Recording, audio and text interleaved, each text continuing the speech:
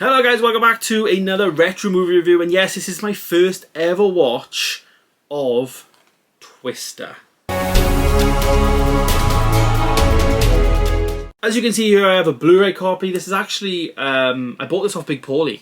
So this is Big Paulie's old copy before I think he had a German version, which had a Dolby Atmos soundtrack on there. I bought this version because I thought, screw it, I want to get it, I want to see what it's all about.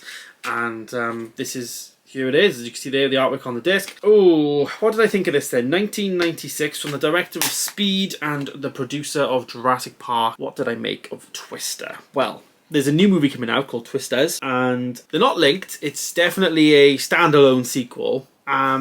But I wanted to watch the first one just to get a premise of, you know, what was the technology like in 1996 versus obviously the new movie Twisters in 2024. And stay tuned, that review is coming up next on the channel. Twister, though, is a interesting movie from 1996. It's got some really good moments in there, and some bits that let it down as well at the same time. But what I will say, what surprised me the most about this, like obviously this is not a nostalgia film for me. I've never seen this film before, but I enjoyed it. It was very good. I cared a lot about the characters. We had Bill Paxton in there stars, and he plays Bill, funny enough. We get Helen Hunt, who's playing Joe. And it's all about Bill basically turns up with his new missus. I think her name is Melissa. Yeah, Melissa, I think it is. And she basically is with him. And they go in to see Helen, and Helen's his current wife, but he wants her to sign these divorce papers so that he can actually marry Melissa.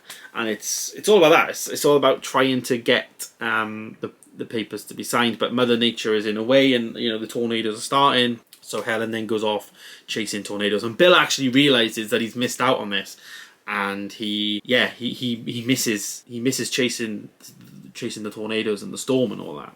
So really interesting developments there in terms of the story of how that actually was. And it's good to have that in these films, because these can be seen as disaster movies, obviously, that don't really have much story going on to them. And you just focus on the disaster itself. And, you know, for 1996, you know, they animated cows flying around amazingly well.